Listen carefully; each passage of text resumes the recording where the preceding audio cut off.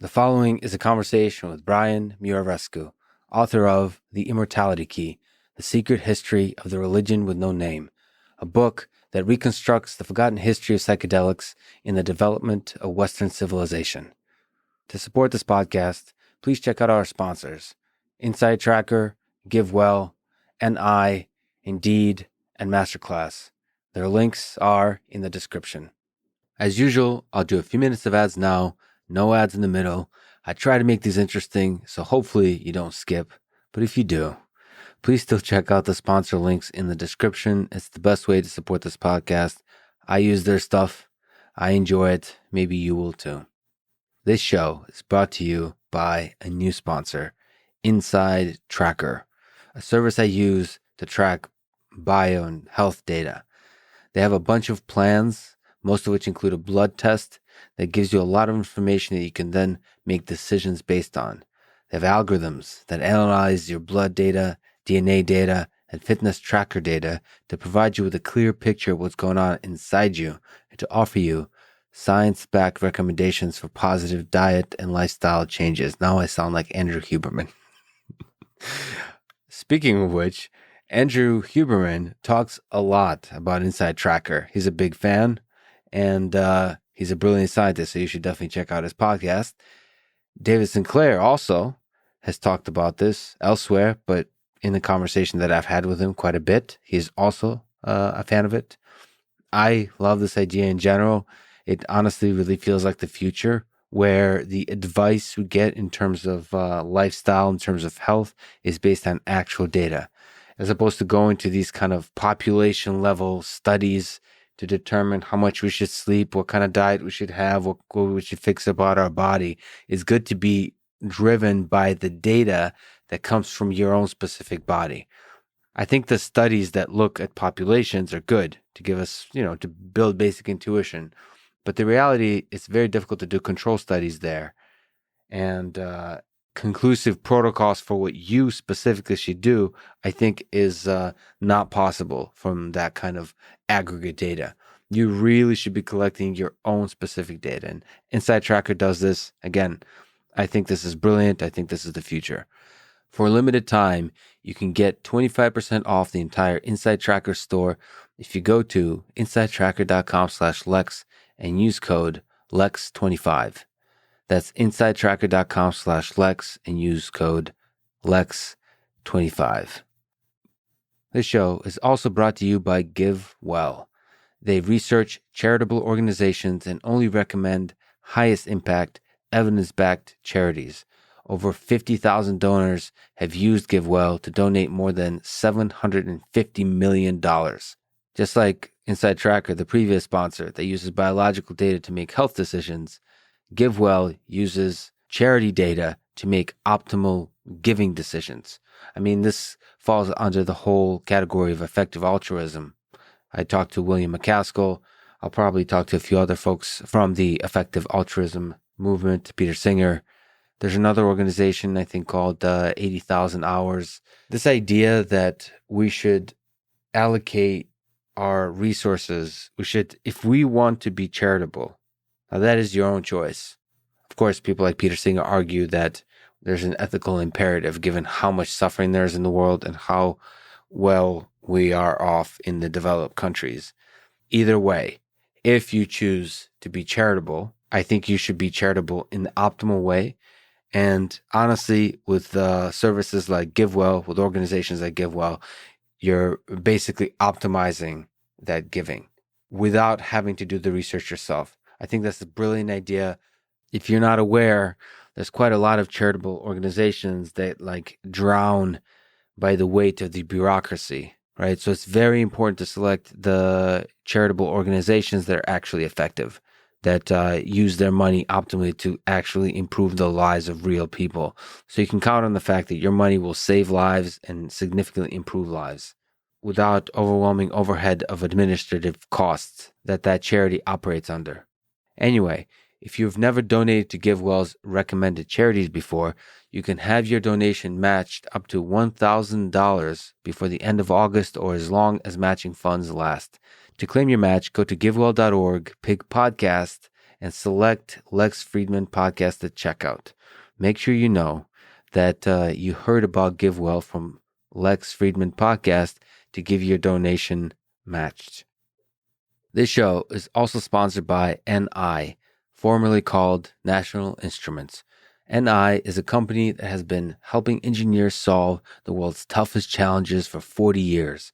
Their motto is engineer ambitiously. It doesn't get better than that as far as mottos go. Their 2030 corporate impact strategy includes many efforts, but to me, the most important is investing in education initiatives for underserved students.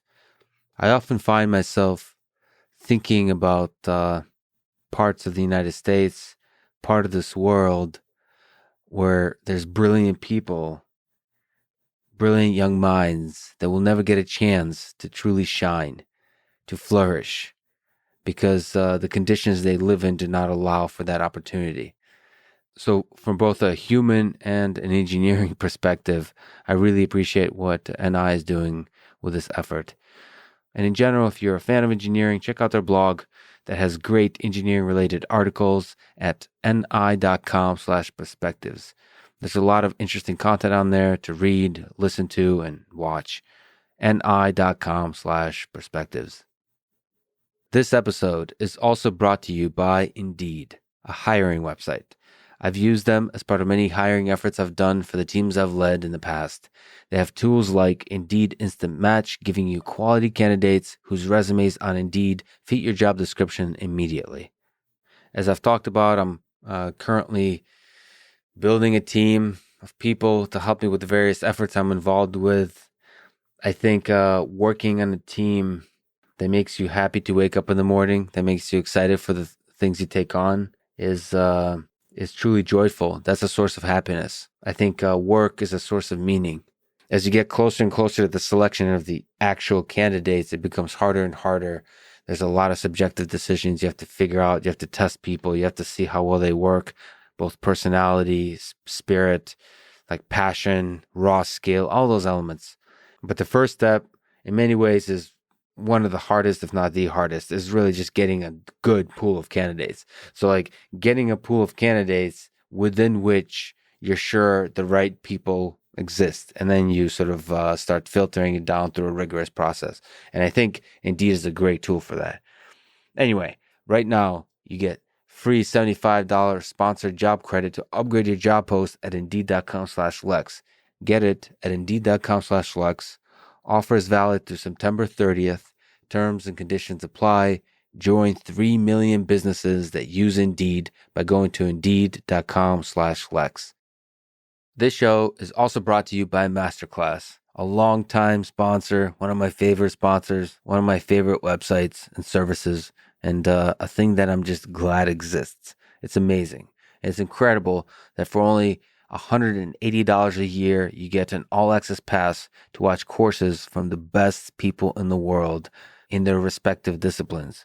The list is frankly ridiculous. It includes Chris Hadfield, Neil deGrasse Tyson, Will Wright, Carlos Santana, Garry Kasparov, Daniel Negreanu of poker, Neil Gaiman, Martin Scorsese, Tony Hawk, Jane Goodall, and just the list keeps going. It's amazing. And many of these people I want to talk to, and because of the masterclass, I realized just how interesting they are. It's a very crisp, short, but still like gets to the core of what they're skilled at. Look at some of these brilliant minds. It's really incredible. Anyway, get unlimited access to every masterclass and get 15% off an annual membership if you go to masterclass.com/Lex. That's masterclass.com/Lex for 15% off the annual membership. One more time, masterclass.com/Lex. This is the Lex Friedman podcast, and here is my conversation with Brian Muraresku.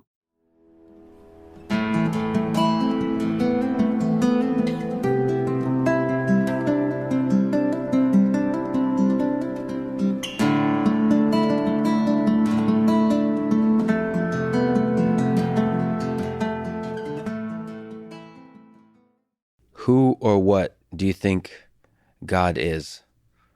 How has our conception, maybe put another way, of God changed throughout history? We're starting with an easy one, Lex. Yep.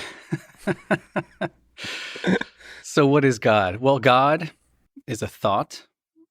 God is an idea, but its reference is to that which is beyond thinking, beyond our ability to even conceive, beyond the categories of being and non-being. So how do we talk about that? To talk about it is almost to get it wrong, right? So Joe Campbell famously said that, any God that is not transparent to transcendence is like an idolatry, because it's just a mental construct and it can't possibly speak to the incomprehensible. So we use poetic language. We say the being of beings, the infinite life energy of the universe, the mystery of transcendence, boundless life, unqualified isness. But it doesn't quite get to the point. I think that if there's any great insight from mysticism, it's that you and I participate with God in a very real way, Lex Friedman, here in Austin, Texas, that in the here and now, to touch that eternal principle, another way to refer to God, to touch that eternal principle within ourselves is to participate with divinity in some way. So not an external force, but that divine sense within. So there's some aspect in which God is a part of us. So one, it's a thing we can't describe. It represents all of the mystery around us. It's outside our ability to comprehend. And at the same time, it's somehow the thing that's inside of us also. The ultimate paradox. Mechtild of Magdeburg, 13th century German mystic, maybe the first German mystic, says that the day of her spiritual awakening was the day that she saw and knew that she saw God in all things and all things in God. And so we can say this, by the way, without apology or lightweight theology or vapid speculation or even heresy. We can talk about this, including within the Abrahamic faiths. The mystical core of these faiths all talk about the encounter of divinity within. That's what I explore in the Immortality Key, this notion of techniques, archaic techniques in some cases, of ecstasy that allow that experience of the eternal principle to actually rise up in our consciousness when we're still here as flesh and blood beings. There's some sense in which our conception of God, though, is conjured up by our own mind. And so aren't we creating God? Like, aren't we the gods that are creating the idea of God? Like, if we are, like, when we talk about God, aren't we playing with ideas that are created by our mind, and thereby we are the creator, not God? This is a very kind of cyclical question, but in some sense, I mean that if God is the thing that represents the mystery all around us, contrast that with our conception of God, the way we talk about him, is more a creation of our minds. It's not the mystery. It's our struggle to comprehend the mystery. And therefore, we're creating the God in terms of the God that we're talking about in this conversation or in general. If that makes any sense. It makes no sense whatsoever. Great. This is wonderful. But this is the eternal mystery.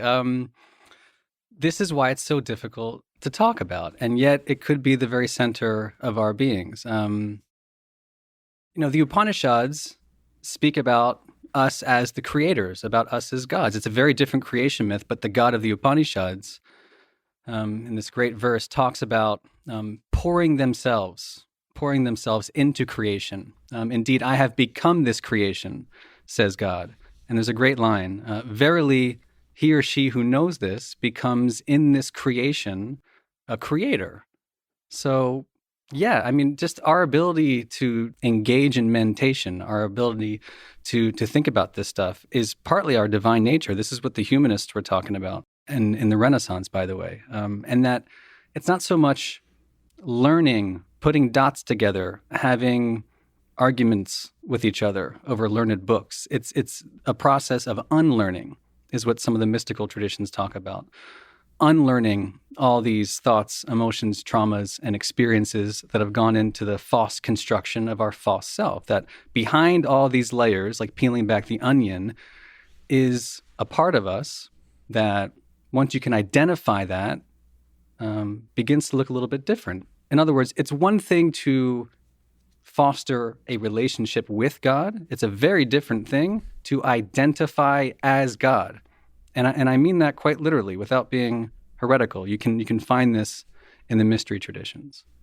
Can you expand on this? You mean a human being can embody God?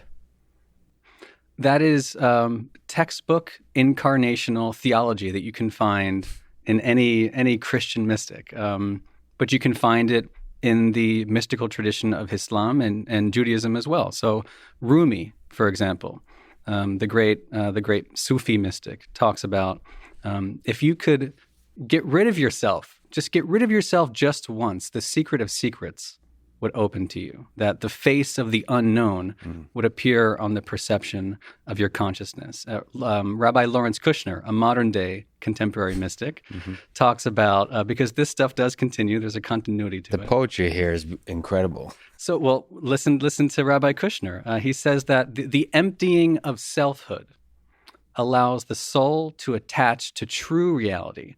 And in Kabbalism, the true reality is what's called the divine nothingness, ayin. And so I like the adage that atheists and mystics both essentially believe in nothing, except that the mystics spell it with a capital N, the divine nothing. Yeah. And then I'll give you Meister Eckhart, another medieval Christian mystic. He says that if you could not yourself, right? The same concept. If you could not yourself for just an instant, indeed I say less than an instant, you would possess all. So again, you're seeing the same thing in Sufism, Kabbalism, Christian mysticism. The way to identify with the divine is to peel back these layers and attempt to discover pure awareness.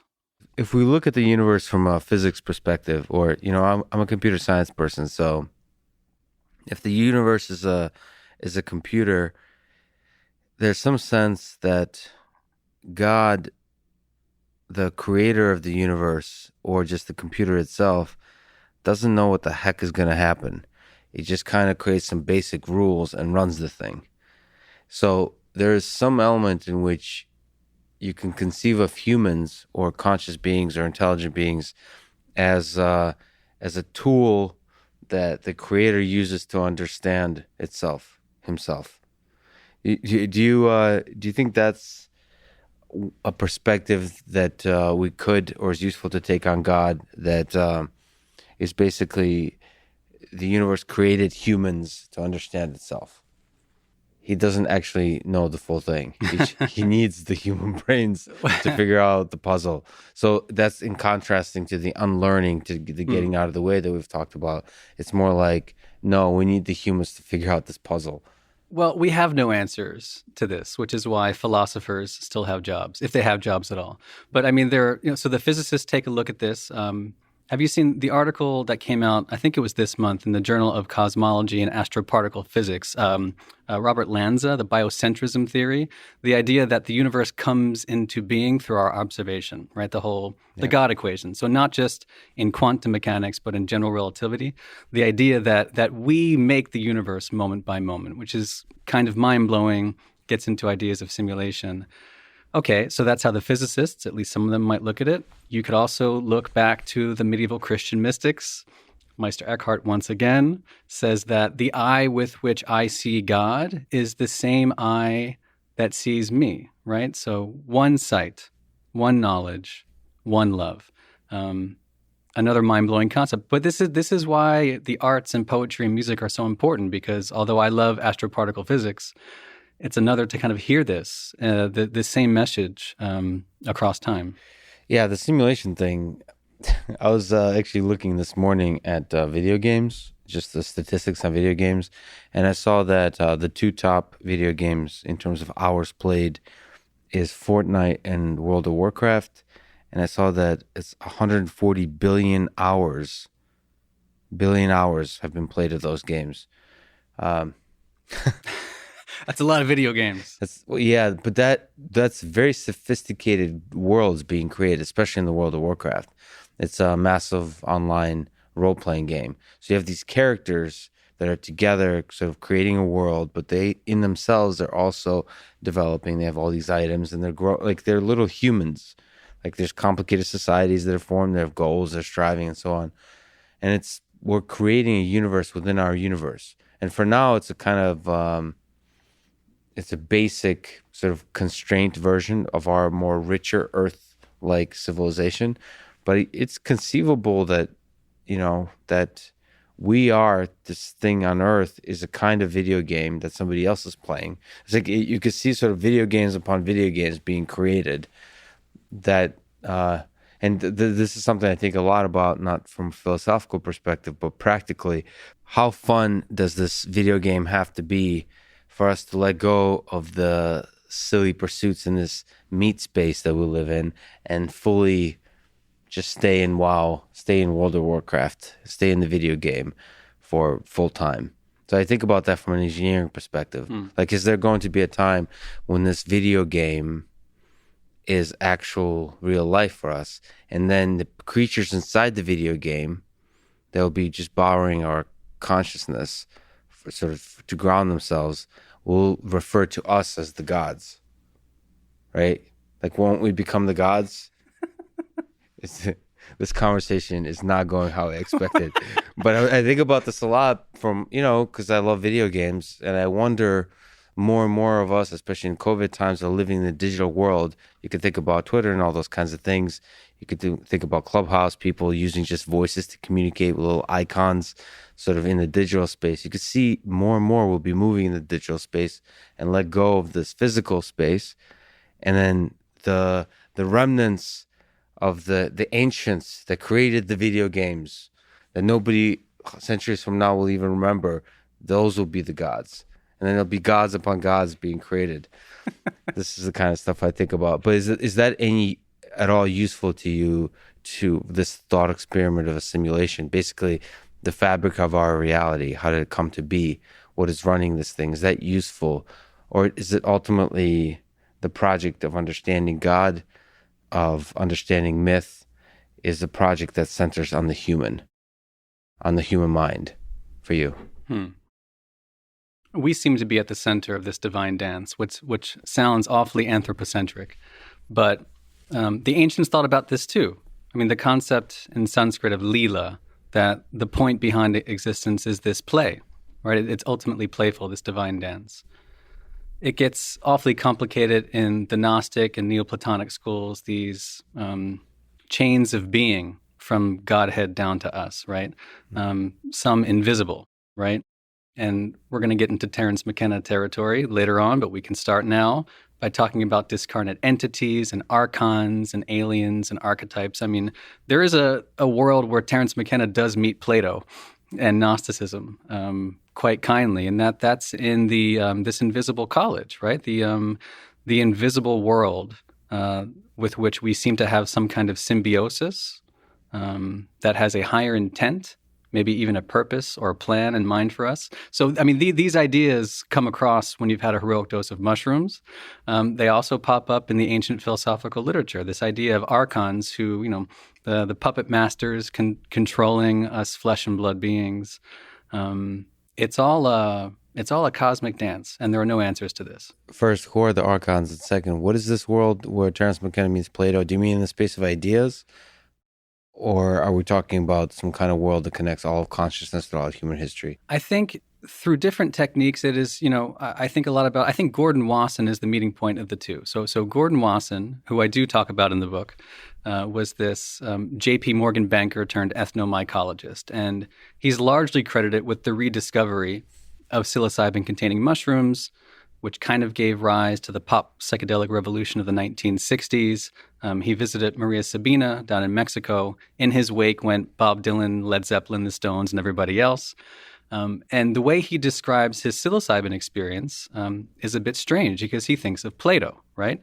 And he says that, whereas our ordinary reality is kind of this imperfect view of things, Gordon Wasson felt that on mushrooms, he was spying the archetypes. And he talks about Plato, and he writes about the archetypes in this famous article that's released in 1957 in Life magazine. And so a well-read individual from the mid-20th century has his premier psychedelic experience, and out comes Plato, because what he was witnessing was so sharp, so brilliant, so detailed, in some sense more real than real, this noetic sense that William James talks about. that when you confront something more real than real, these discarnate entities, these images, these visionary motifs, you're tempted to believe that you've tapped into the truest nature and the underlying structure of the cosmos. And that's difficult to escape from, whether you're Plato or Terence McKenna or Gordon Wasson caught in between. Can we talk about this being in touch with something that is more real than real? And let's just go straight there to McKenna before we return to the bigger picture. So he's talked about the, self-healing machine elves? Self-transforming machine elves during his DMT travels. And I just talked to Rick Doblin, who also had different travels through this hyperspace. But they all seem to be traveling on the same spaceships, just to different locations. And there is a sense in which they seem to be traveling through whatever, I don't know if it's through space-time or something else, to meet something that is more real than real. What can you say about this DMT experience, about Terence McKenna, about the poetry he used, but maybe more specifically about this place that they seem to all travel to? So the big question is it real? Is it really more real than real? The ancient philosophers were asking the same question, and their means of attempting to answer that was by dying. So if you ask Plato the definition of philosophy, he will say that to practice it in the right way is to practice dying and being dead. And many people describe the psychedelic experience in sort of near-death experience terms. And the encountering of all this visual imagery tends to be something that is often described as more real than real. So how does Terence talk about this? So I was just listening to the Trialogues, which folks should look up. Somewhere between 1989 and 1990, Terence sits down with his friends Ralph Abraham and Rupert Sheldrake at Esalen. And they're trying to figure out the meaning of these discarnate entities and these non-human intelligences. And Terence develops a taxonomy for how to analyze this.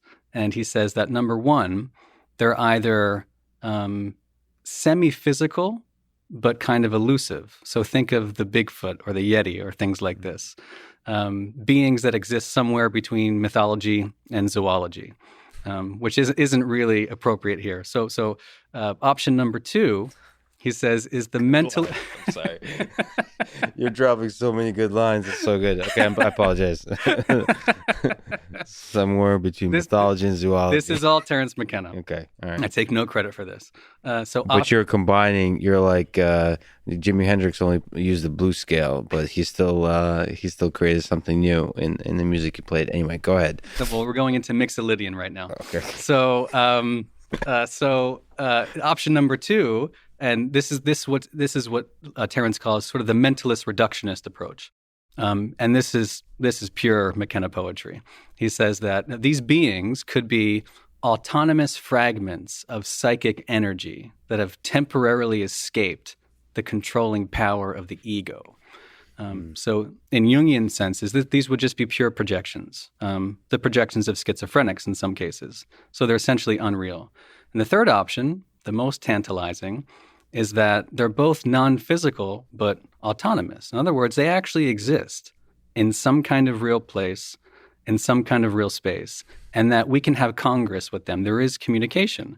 He talks about the whisperings of the demon artificers, and that it's just possible that our meetings with these beings have coaxed the human species into self-expression in a very real way, that at different times in history, our relationships with these semi-autonomous beings may actually guide the species. Now, this is high speculation, and Terence and Ralph and Rupert wind up talking about the early modern period and the scientific Enlightenment, and that even someone like Descartes reports a dream in which he came face to face with an angel who said that the conquest of nature is to be achieved through measure and number. So even the hard-minded materialist like Descartes is confronting these discarnate entities. John Dee in the 16th century, the high magician of the Elizabethan court, he reports decades worth of what we would say is extraterrestrial communication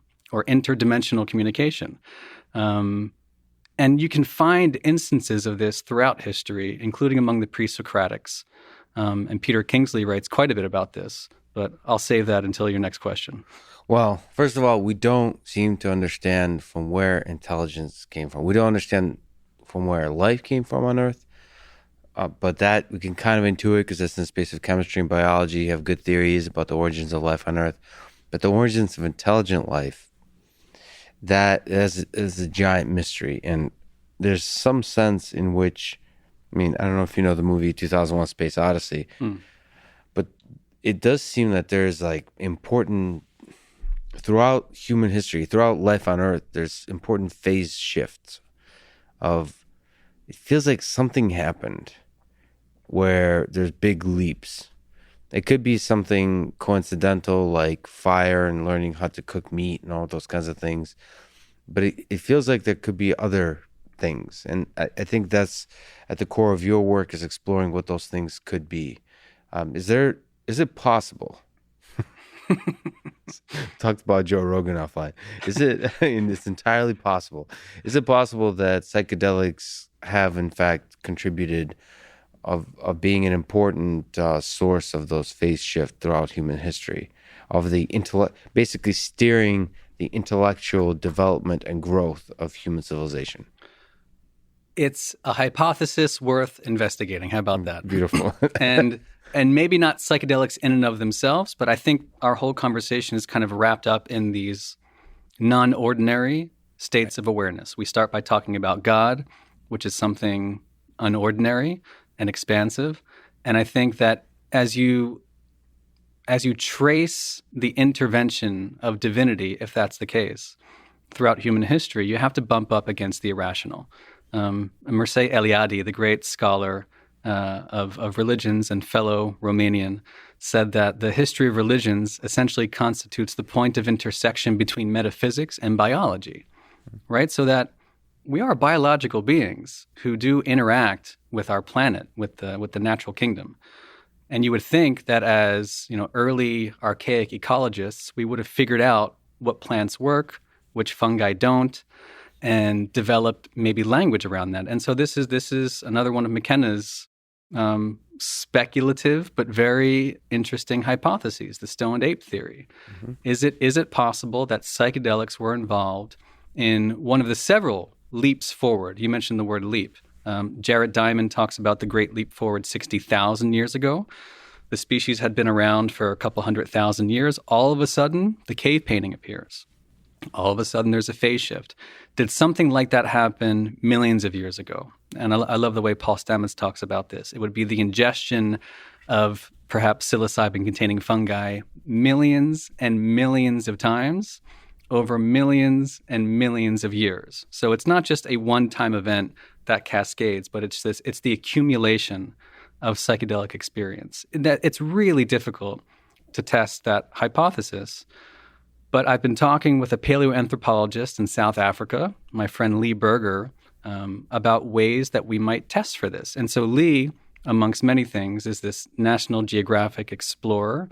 He's the paleoanthropologist at the University of Witwatersrand. He's famous, amongst other things, for the discovery of previously undiscovered hominids like Homo naledi. And there's an interesting point. So naledi is this archaic hominid, morphologically archaic, but it dates to about 300,000 years ago, which is very strange. What's even more strange about Homo naledi at the Rising Star Cave System there in South Africa is that Lee believes he's discovered the first bipedal ape deliberately disposing of its dead. So there is a recognition of self-mortality and the practicing of rituals around death. We're talking about burials. And if you have burials, says Lee, in an archaic hominid 300,000 years ago, maybe you have language.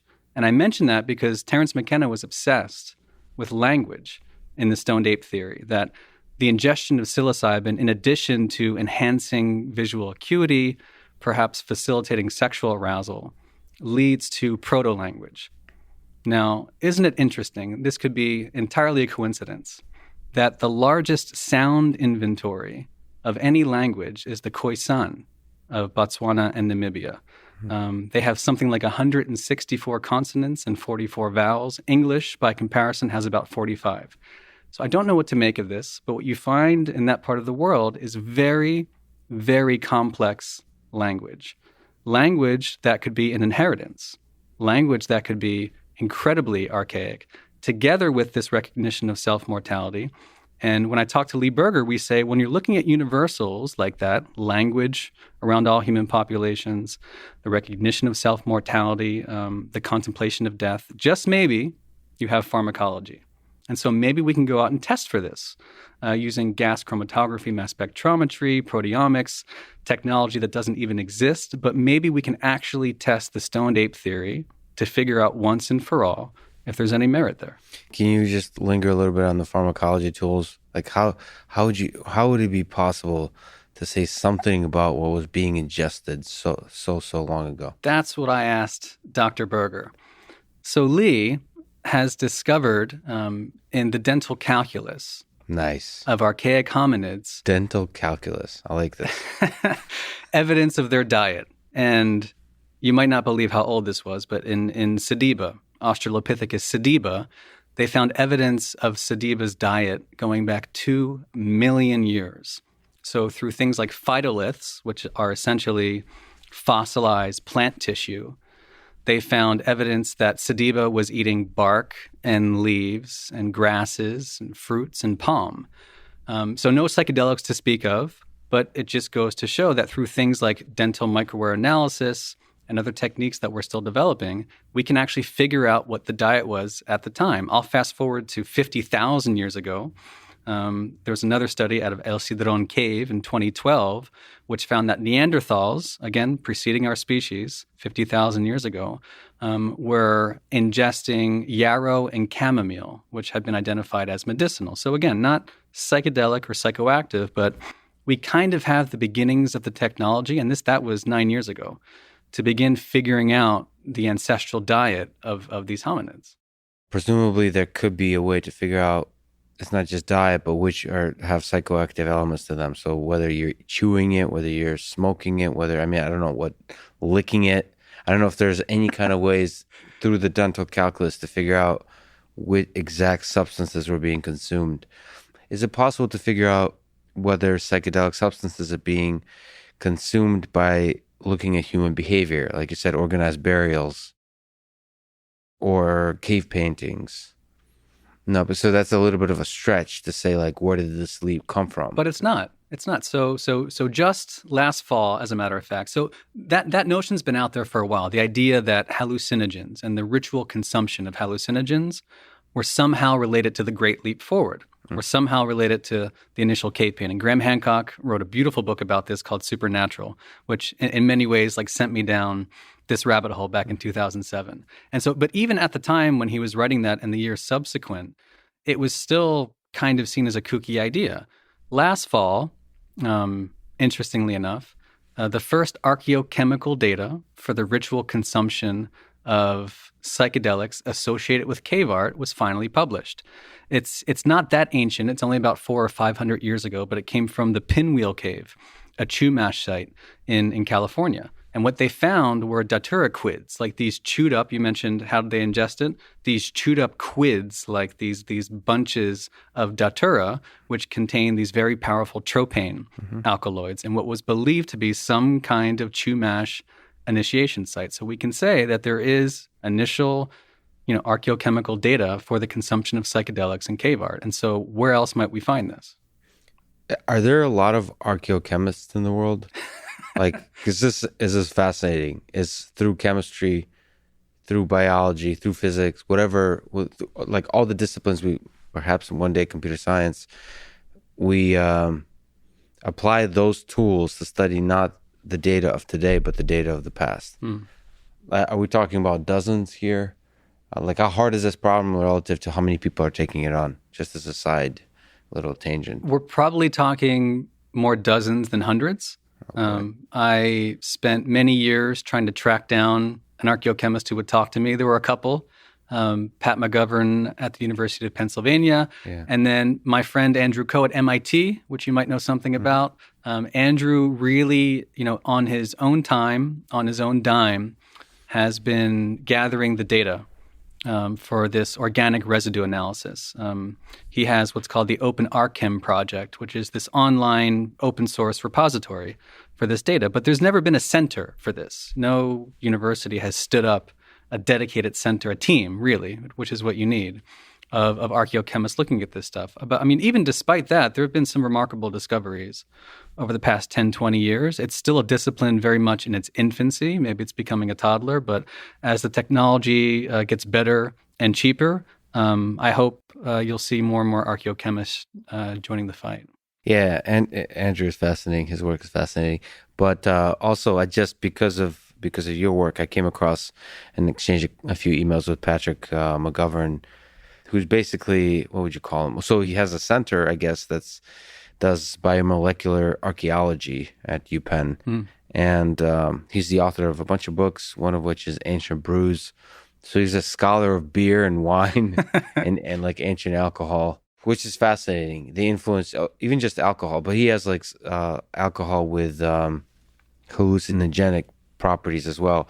But it's fascinating, the influence, as a Russian, it's fascinating to think about the influence of alcohol on the development of human civilization throughout its history. Is there something you can comment on alcohol or in general Patrick's work that was informative to you, inspiring, or kind of added to your conception of human history? His work was some of the first hard scientific data that I saw for the ritual consumption of these intoxicants. I don't think he's ever found the hard and fast data for psychedelics, but what he turned me on to was this idea that alcohol, or beer and wine specifically, could have been used as vehicles for the administration of psychedelics. That's where it all started for me. Just the notion that ancient beer and ancient wine is very, very different from what we drink today, that typically they were cocktails. They were often fortified and mixed with different fruits, berries, herbs, plants, maybe even fungi over time, because this was all in the absence of distilled liquor, right? There is no hard alcohol, even in Russia, before maybe the 12th century it was in Europe, maybe a bit earlier. But the concept of distillation just didn't exist. And so, to pack a punch, rather than just drink a kind of watered down Budweiser, these people were interested in fortifying these beverages with whatever they could find in nature. And Pat, to his credit, found some of the initial data for these, you could say, spiked wines and spiked beers. Not with anything overtly psychedelic, but just the fact that in the 16th century BC, at Grave Circle A in Mycenae, there's this Minoan ritual cocktail of beer mixed with wine, mixed with mead, is very interesting. It's even more interesting that you find that across the Aegean, in Gordium at King Midas's tomb, right? The same kind of ritual cocktail, which Pat and Sam at the Dogfish Head Brewery resurrected as the Midas Touch. So, the notion that we can go back, find this data, resurrect it, in some cases 2,800 years later, I found pretty exciting 10 years ago. Yeah, bring it back for research. But that's fascinating that people were playing with these ideas. And we'll return to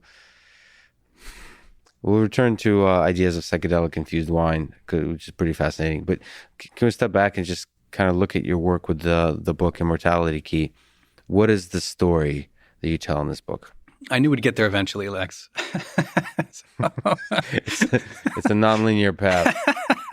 Somehow we were talking about simulation and the universe is a computer that's creating video games and WoW and Fortnite, but we got there, and we'll return always to the insane philosophical. But your book Immortality Key, what's the story that you tell in this book? Which part of human history are you studying? Right. So that's the way to phrase it. So it's my 12-year search for the hard scientific data for the ritual use of psychedelics in classical antiquity. So we're talking about amongst the ancient Greeks and Romans and the Paleo-Christians. So the generations that would give birth to the largest religion the world's ever known, Christianity today with 2.5 billion people. The big question for me is, were psychedelics actually involved? There was a lot written about this in the 60s. John Marco Allegro. The book that I follow was published in 1978, before I was born, The Road to Eleusis, by Gordon Wasson, who we talked about already, Albert Hofmann, who famously discovers LSD or synthesizes it from ergot, and Carl Ruck, who is still a professor of classics at Boston University, the only surviving member of that renegade trio, and now 85 years old. So this all predates us. But what was lacking in the 60s, 70s, 80s, 90s, I think, was some of this technology and the hard scientific data. Now, for years and years, I went out to the archaeobotanists and the archaeochemists around the world, and I asked a very basic question. Is there any evidence for psychedelics in classical antiquity? And the answer would almost invariably come back no.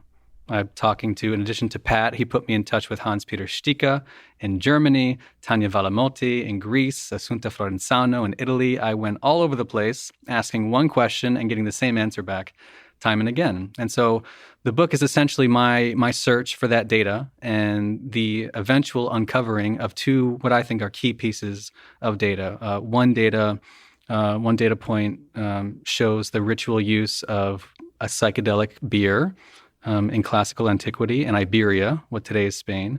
And the other shows what looks like a kind of psychedelic wine just outside Pompeii from the 1st century AD, at the right place, at the right time, when the earliest Christians were showing up in Italy. Again, these are early steps in the search for evidence in the space. But speaking of early Christians, what role do you think psychedelic-infused wine could have played in the life of the... I won't be clever. In the life of Jesus Christ? I've been saying recently that, and I hope this doesn't sound obscurantist, but I think it's impossible to understand Jesus and the birth of Christianity in the absence of ancient Greek. And I'll give you a very specific example of why I think that's the case. Interesting. You can read the entire New Testament in ancient Greek, and not once will you ever find a reference to alcohol, because there was no word in ancient Greek for alcohol. Mm-hmm. The way the word sounds, alkol, it's Semitic. It comes from the Arabic. Kahla means to enliven or refresh. It probably comes from kohl, K-O-H-L, sort of these powdered metallics that were used in alchemical experiments and cosmetics. So again, that's much later in time when we're using alchemy, distillation, etc. In the 1st century AD, the power of wine wasn't necessarily tied to alcohol, right? Fermented grapes, the way we think about wine today. Mm-hmm. So Pat McGovern found some of that early organic data for wine being mixed with beer and with mead. But if you look at the literature from the 1st century AD, Dioscorides, for example, he writes this massive treatise at the exact same time the Gospels are being written. Hmm. And Dioscorides, in just one of his books, talks about 56 detailed recipes for spiking wine with all kinds of things like salvia and hellebore and frankincense and myrrh, these spiced perfumes, but also more dangerous things like henbane and mandrake, which he says in Greek can be fatal with just one cupful. And in book 474 of his Materia Medica, he talks about black nightshade producing fantasias ou aedais, not unpleasant visions. What today we would say is psychedelic. So just looking at the literature and the kind of literature that even most classicists, I didn't really learn it in undergrad, I came across Dioscorides later, but just a basic look at the literature supports what McGovern has been testing, which is the fact that wine was routinely mixed with different compounds. It's fascinating, by the way, that language affects our conception of the tools we use to understand the world. So you can see wine, you can see psychedelics.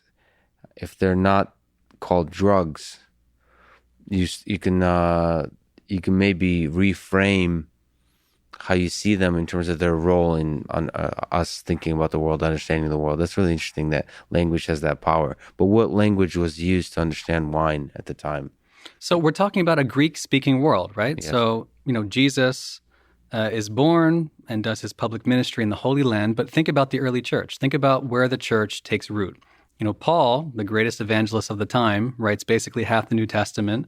He's writing letters in Greek to Greek speakers in places like Corinth in Greece, or Philippi, a defunct city that's just north of the island of Thassos. Or he's writing to folks in what today is Turkey, the Colossians, the Galatians. He writes letters to the Romans. These are Greek speakers in these pockets, these Hellenic pockets all around the ancient Mediterranean. And for them, again, ignore Dioscorides, ignore Pat McGovern's work.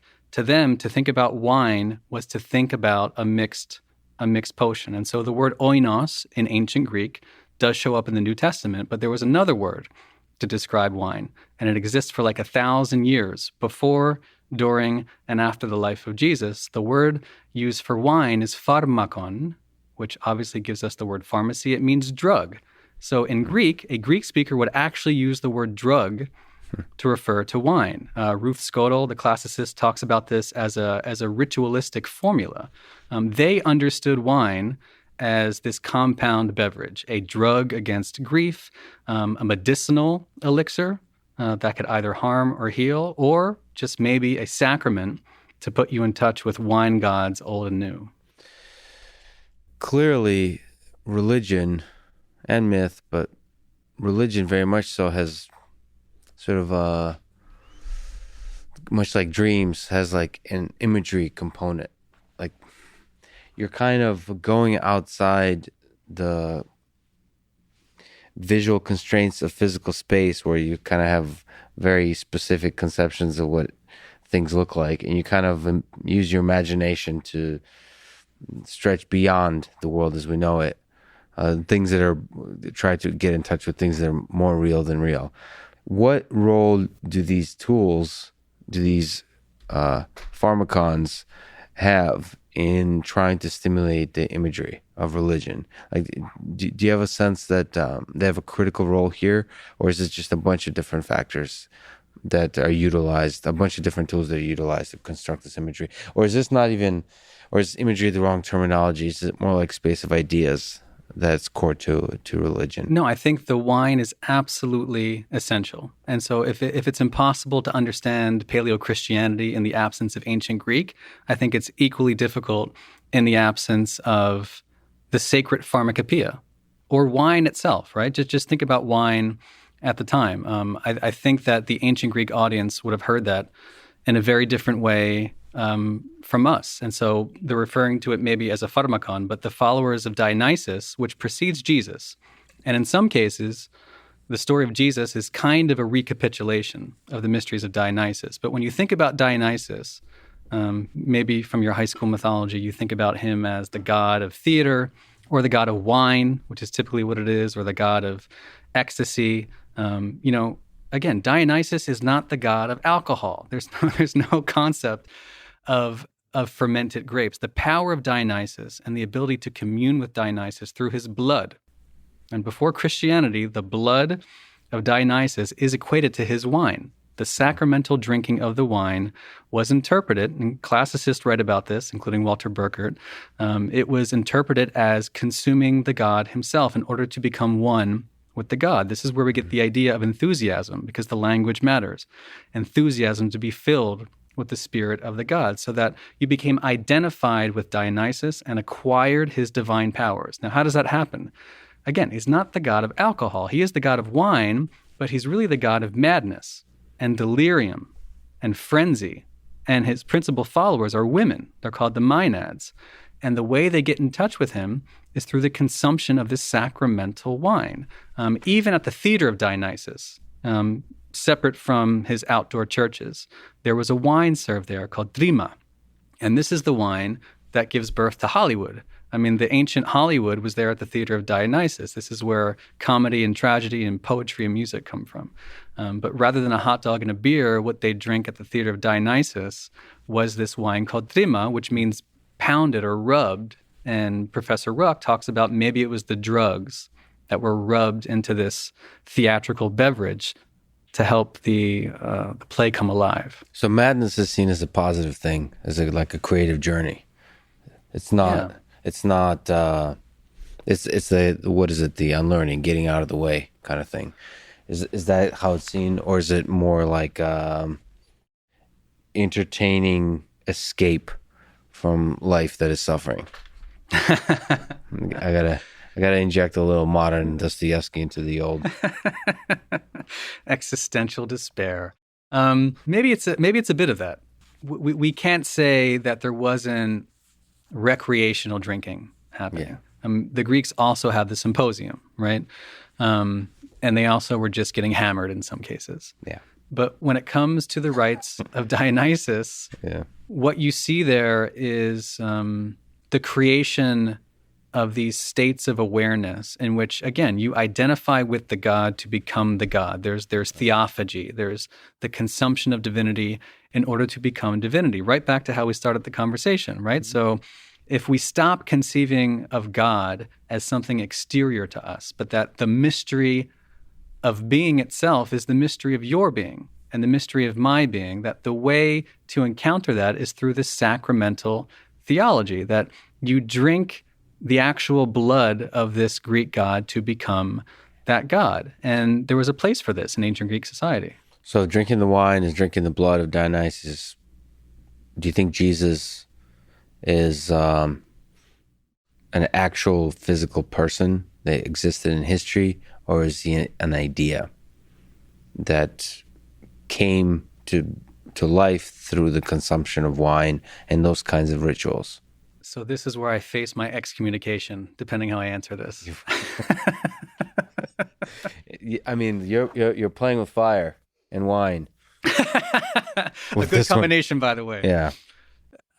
So I shy away from that controversy in the book. I'm perfectly willing to accept Jesus as a historical personage. We have the multiplicity of sources, although it's a generation after his death. But we have the Eucharist being described in the four Gospels. We have it being described by Paul in 1 Corinthians. But when you read John, it does read a bit differently than the other Gospels. And in my book, I rely a lot on the scholarship of Dennis MacDonald, who writes a fabulous book called The Dionysian Gospel.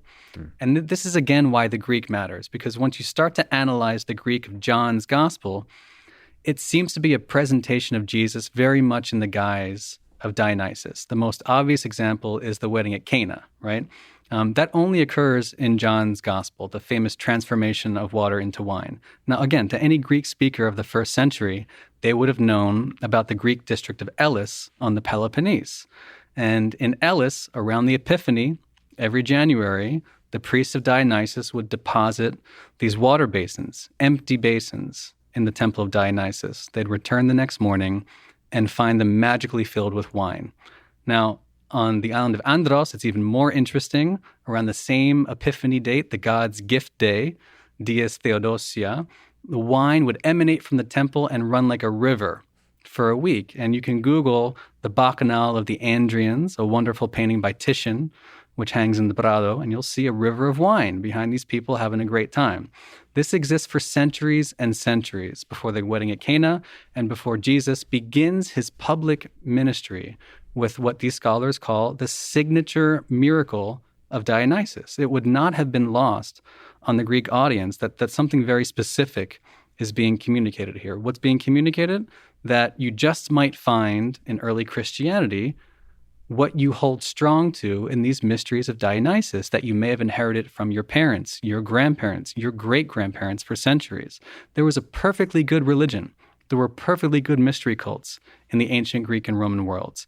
And here comes this new, untested, illegal cult, illegal, of a dozen or so illiterate day laborers that go on to convert the empire in a few hundred years. The answer to that extraordinary growth is not psychedelics. But I do think it's visionary experiences, and I do think it's this continuity from the pagan world into early Christianity. So what part, you mentioned this idea that's really interesting with, I think you said Paul Stamets, of, I guess, millions of people over millions of years kind of consuming, really practicing a ritual or a habit of some sort. This idea of rituals is kind of interesting. Again, you mentioned cult. What's the role of ritual consumption of some of these substances or just ritual practice of anything in the intellectual growth of particular groups of people or societies? So again, I would say it is the centerpiece of ancient life, not just the mysteries of Dionysus, which we've only talked a bit about, but the mysteries of Eleusis were probably the most famous and longest lasting of these Greek mystery rites. And I mean, just to put it in simple terms, the best definition for a mystery religion, as the name implies, is something secret. Right, muo from the Greek means to shut the eyes or to shut the mouth, to keep quiet about this stuff. We're always teasing details from the archaeological and the literary record, and we're kind of just grabbing at these secrets. But Eleusis, which survives for like 2,000 years into the Christian period, from about 1500 BC to the 4th century AD, it's kind of this centerpiece of Greek life. Cicero, the great Roman statesman, calls what was happening at Eleusis the most exceptional and divine thing that Athens ever produced. So not democracy, the arts and sciences, or philosophy, but the vision that was encountered at Eleusis, perhaps through the ritual consumption of a potent psychedelic over hundreds and hundreds of years, thousands and thousands, if not millions of initiates, pilgrims, who would walk from Athens to Eleusis to encounter this vision. It seems to have been not just an important part of Greek life, but the thing that made life livable, such that as these mysteries are about to be exterminated by the newly Christianized Roman Empire, there's this passage in the ancient literature that talks about these, in the absence of these mysteries, life becomes unlivable. Abiotos. Is there ways you can, you write about the mysteries of Eleusis, and is there ways you can convert that into words, why those are so important to them, more important than any other invention to them? Why is it such a source of meaning to life? So from what we can reconstruct, they would make that pilgrimage 13 miles northwest of Athens to confront their mortality. Remember we were talking about homo naledi, and in South Africa, this recognition of self-mortality, the deliberate disposal of the dead. Plato talks about the real practice of philosophy being the death and dying process. So in some senses, you went to Eleusis to die and to experience a death before your death.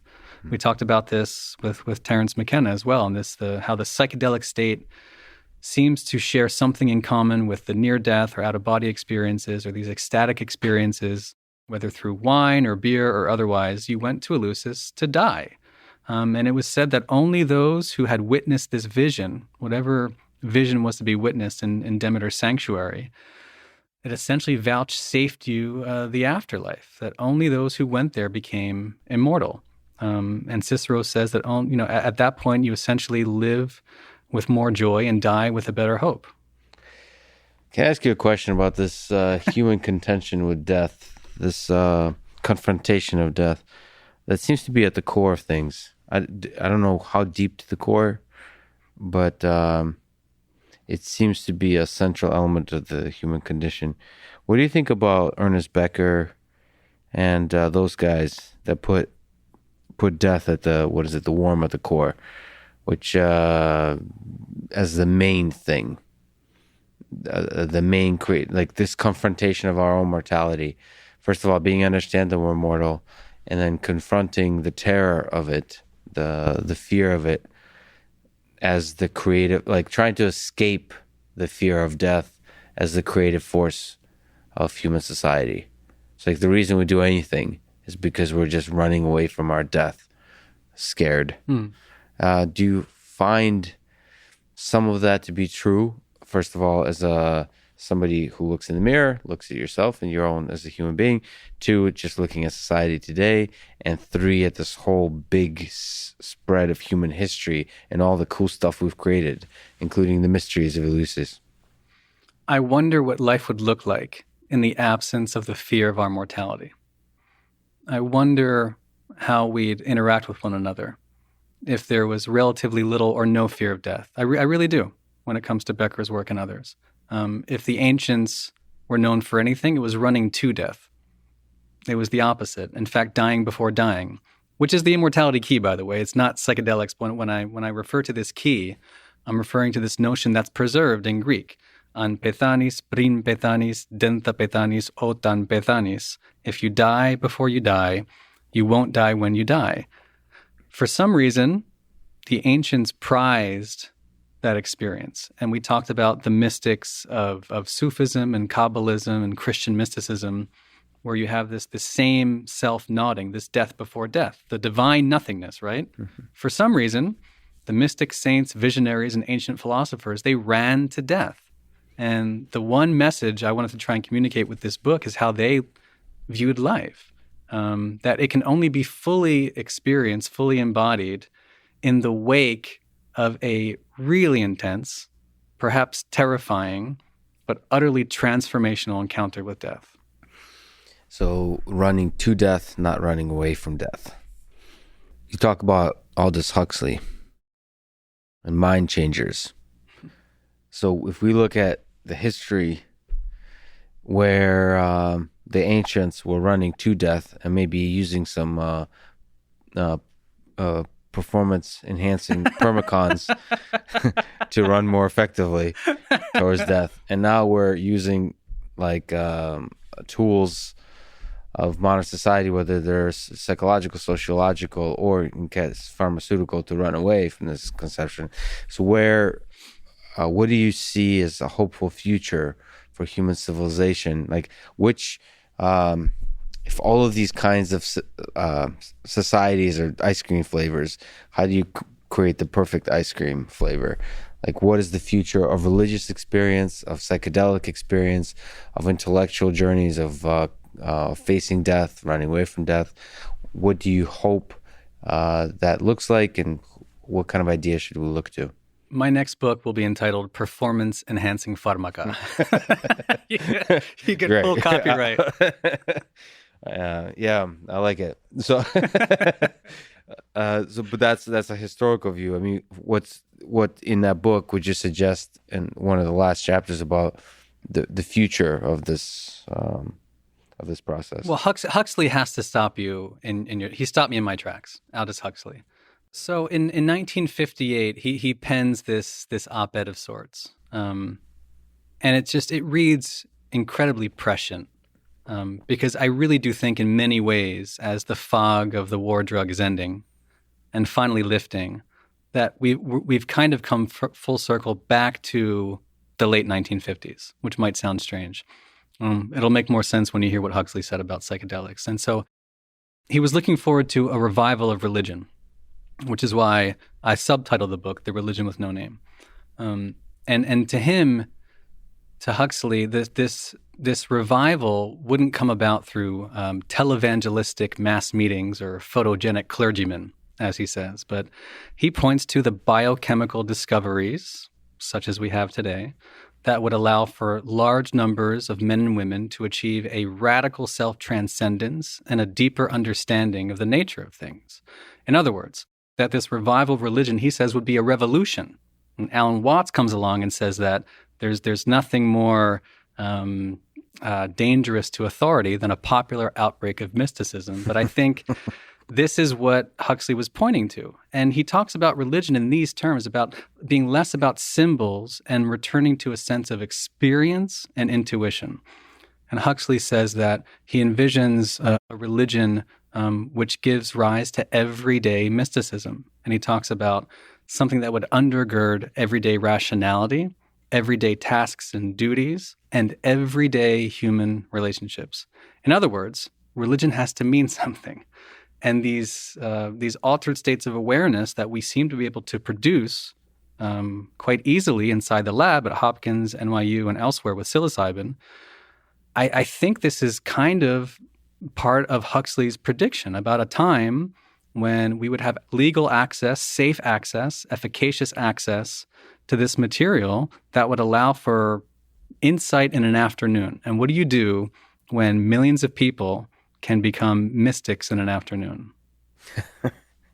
So psychedelics, psilocybin might be sort of the practical way of having these kinds of, maybe could be termed religious experiences. And then many people partaking in those experiences and then like evolving this collective intelligence thing we got going on that's sort of the practice of religion that we should be striving for, as opposed to kind of operating in the space of ideas, actually practicing it. You mentioned, and that's the religion with no name. The use of these tools.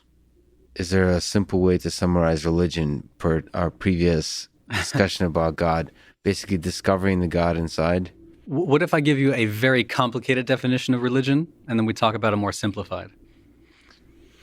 Let's do it. So the most complicated we can get on this is the anthropologist Clifford Geertz. But I think it's worth defining our terms when we're talking about God and religion. So religion, religio, from the Latin, means to bind back. So to bind us back to some meaningful tradition, to bind us back to the source. Here's a mouthful from Clifford Geertz. Religion, he defines as a set of symbols which acts to establish powerful, pervasive, and long-lasting moods and motivations by formulating conceptions of a general order of existence and clothing those conceptions in such an aura of factuality that those moods and motivations seem uniquely realistic, which is complex. What does that mean? That religion has to make you feel something, these moods and motivations. But it can't just do that in the way that sex does that for us, or sports, or ultimate fighting, or the World Cup, or going to a concert. So we get all that emotion in these experiences like that. But that emotion has to be concomitant to a deep existential insight that answers this question for you in the morning. I know why I'm here. I know why humans are here. I think I know what the meaning of life is. That's what religion is. And if you find that meaning in science, then that's your religion, and that's fine. But we need to be more honest about that. If your epistemological model is weighing facts and figures, and you think that's why you're here on this planet and you find deep meaning, that's okay. Religion is the thing that makes you feel, right? It has the aura of factuality. It just makes you feel like you know the point behind existence. In other words, I think it comes down to experience, like Joe Campbell was talking about, like Aldous Huxley mentions about experience and intuition. I think this is how we connect to God. Make you feel like you understand the world. I mean, so that's kind of bigger than science. That includes science, but it's bigger. Do you think, what is real? Like, do you think there's an absolute reality that we're kind of striving towards understanding? Or is it all just conjured up in our minds? And that's the whole kind of point. We together create these realities and play with them and dance to somehow derive meaning from those realities. And it's ultimately not like very deeply integrated into what's like into atoms of space-time. Another easy question, Lex. Yeah. Well, I mean, you have to kind of, when you're thinking about emotion and making it concrete into something that feels real, you have to start asking, like, what is real? It's something that, Ben Shapiro has this saying of facts don't care about your feelings. I was always uncomfortable with this. I mean, he's just being spiffy or whatever. But I was always uncomfortable with somehow, first, that the hubris of thinking that humans can have, like, arrive at absolute truth, what he means, which is what I assume he means by facts, like things that are uncontrovertible, and then somehow deriding feelings, like feelings are not important. To me, like, the whole thing is reality. Facts don't even, like, facts is reality, feelings are reality, like the entirety of human experience is reality. All these consciousnesses somehow interacting together, making up random crap and together agreeing that we're all going to wear the same colors, rooting for one football team or the other football team, or countries, all those things. That's real, because we've agreed that it's real. And in the same way, and gives us meaning. In that same way, religion is a set of ideas that gives us meaning. But, real, it's really a difficult for me as a scientist that finds comfort in the physical understanding of the universe, of physics. I love physics. I love computer science. it makes me feel like everything is perfectly understandable. And then I look at humans, they're totally not understandable. It's like a giant mess, but that's part of the beauty. Like, what is love? Like, what the hell is love? It's certainly not like a weird hack to convince me to procreate, because it feels something bigger than that. So, like, taking a purely evolutionary biologist perspective is missing it's not missing. It's only capturing a part of the picture. And so it just keeps making me ask, like, what is real? Because as a human, it's very human-centric. It does certainly feel like a big part of what is real is all the fake stuff my mind makes up. I mean, okay, I guess, is there something you could say from our discussions about the tools of psychedelics, about our discussion about religion, of what is real, of what is reality? These are largely unanswerable questions. But we should nevertheless strive to answer them. That's the whole point of the human experience. And I think science is one way and religion is another. And I think there's actually a sphere where they intersect. There's a way for religion to be observable, testable, repeatable, falsifiable. When I look at the ancient mysteries, that's what I find. I find people exploring alternate states of consciousness and arriving at conclusions based on that exploration and deriving deep meaning from that, which, yes, are feelings and emotions and very hard to quantify, but nonetheless, these are the things that govern our lives. I mean, I don't know a parent who isn't motivated by the love of their children. Everything I do at 40 years old now is pretty much inspired by my love for my two daughters. And I can't prove to you that I love them. I can say it, I can show you behavior, but it's very hard for me to weigh and measure that. So not everything is so reducible to this quantifiable reality. And yet I also love science. And I love the historical process of weighing this data. I love the chemistry. I love the biology. And for me, I think this was the message of the ancient Greeks. And I think this is the world in which Paleo-Christianity was born. I think there is this meeting ground between science and religion, which allow for if not the discovery, then at least the near identification of the ultimate reality, which is another way to describe God, right? This being of beings, the transcendent mystery. So speaking of God, you mentioned to me offline you're wearing the most sophisticated clothing choice of the elite intellectuals. Like you mentioned, Sam Harris was wearing a hoodie. This is the Sam Harris hoodie. He's starting a trend. This is a new religion, you could even say. It's a ritual. It's a ritual practice of intellectuals of searching for meaning. So there's quite a fascinating debate. So he was, for a time, still known as one of the sort of new age atheists. So he was kind of trying to explore the role of religion in society and the role of science. And then on the other side, another kind of powerhouse intellectual is Jordan Peterson, who in sometimes, for my taste, a bit too poetic of ways, is exploring the ideas of religion. And they had these interesting debates that I think will continue about the role of religion in society.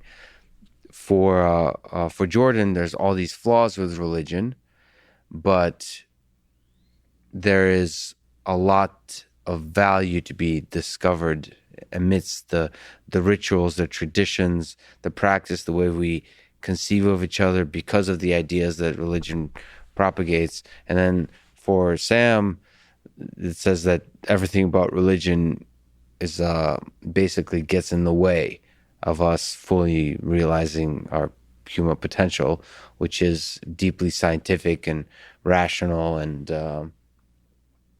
sort of like we're surrounded by mystery. Calling that mystery God is getting in the way of us understanding that mystery. What do you think about this debate about the role of religion in society?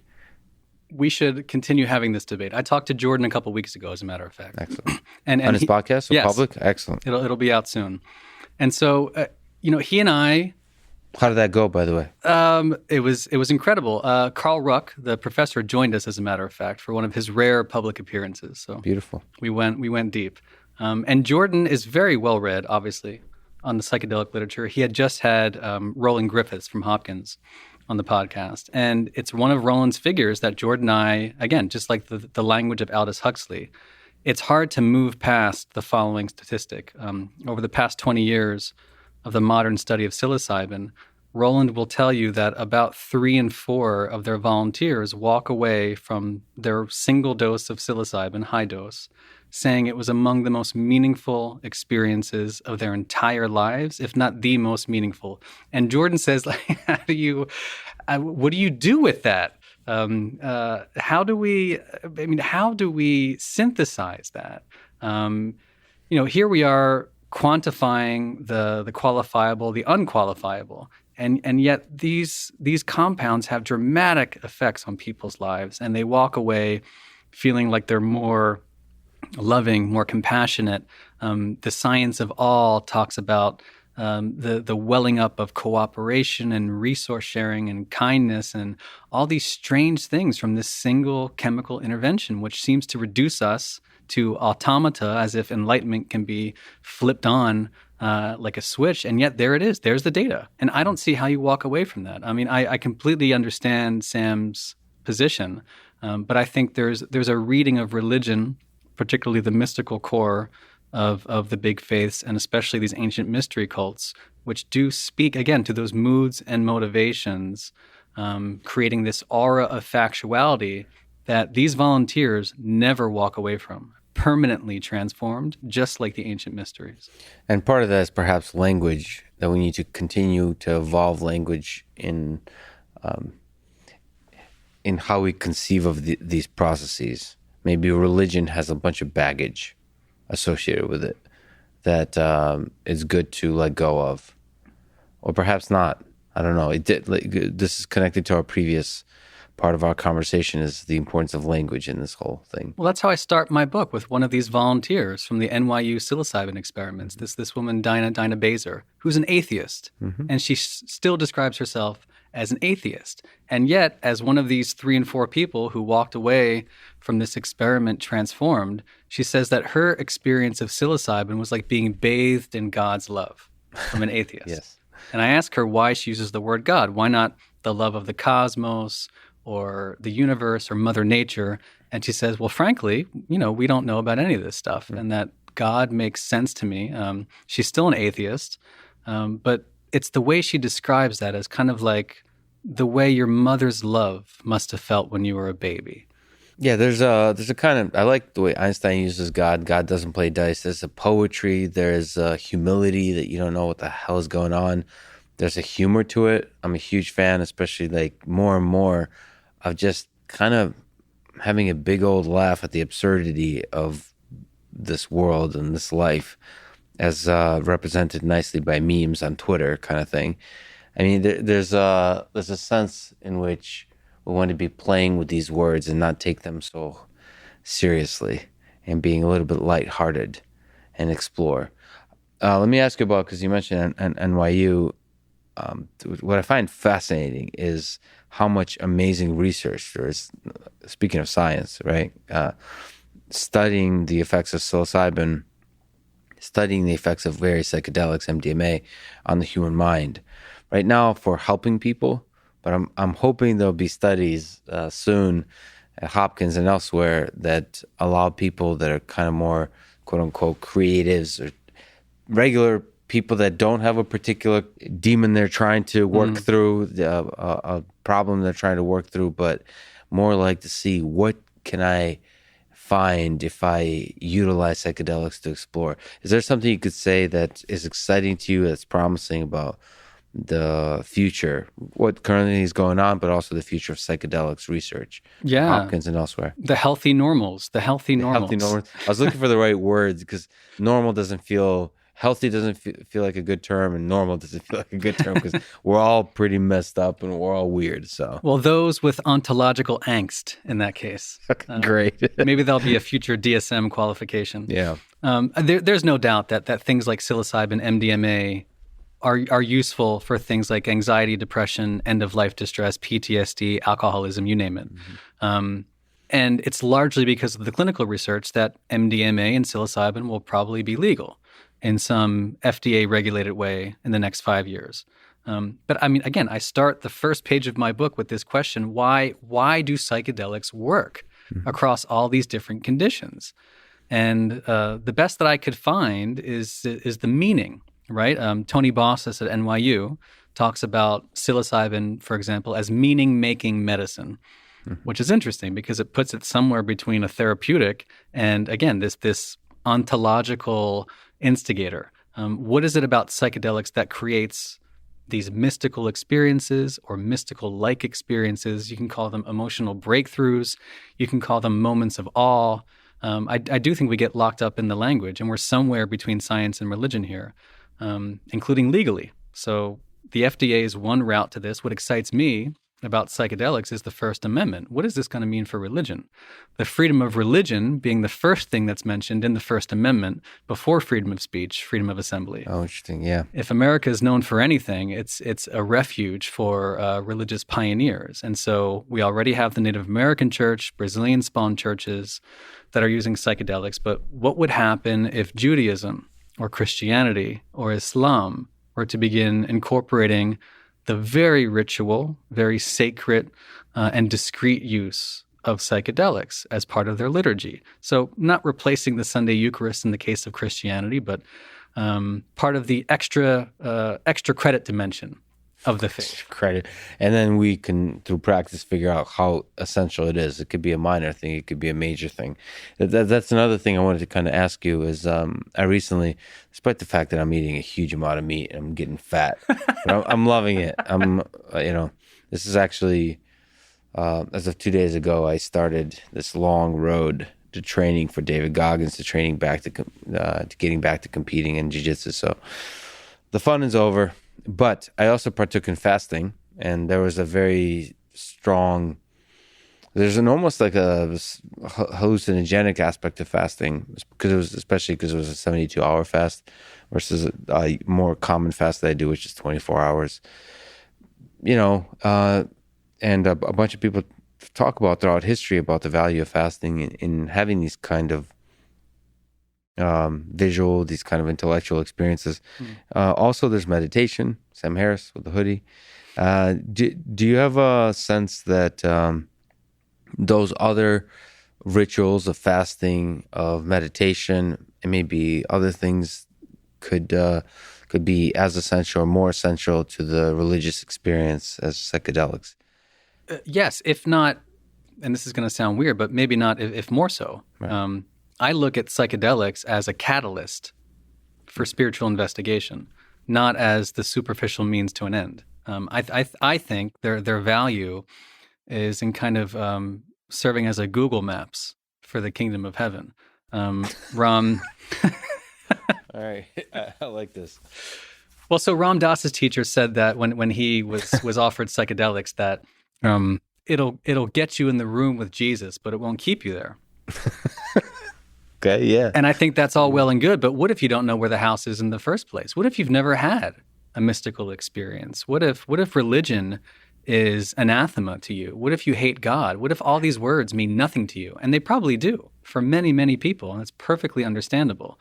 I think that we've lost the coordinates to these irrational states, again, that were prized throughout antiquity and that continue to be prized by the mystical communities, even in big organized religion. It just doesn't filter out that much. And so psychedelics, in my mind, help orient our minds, bodies, and souls towards the irrational, right? We talked about McKenna's invisible world that seems to have this symbiosis with our own and perhaps has this higher intent for us. You could very well just, take catalog of your dreams, right? And that would do it too. But psychedelics seem to be particularly fast acting, particularly potent and very reliable, especially in the clinical studies. And so I looked at them as biochemical discoveries, like Huxley did. Maybe it's once in your life or infrequently, right? But maybe that's the beginning of a genuine introspection and a life well examined, as the ancients always instructed us. Yeah, it does seem like in the research that's the effectiveness of psychedelics always comes with the integration, where you use it, just like you said, as a catalyst for thinking through stuff. It's not going to be. I don't even know if Google Maps. Oh, maybe Google Maps is the right analogy, but it doesn't do the driving for you. you still have to do the driving. It just kind of gives you the directions. So after you come down from the trip or whatever, you still have to drive. There's other tools that are kind of interesting. We've been talking about this at the psychological level, but there's also a neuroscience perspective of it. If we kind of like go past the skull into the brain with the neurons firing, there's ideas of brain-computer interfaces.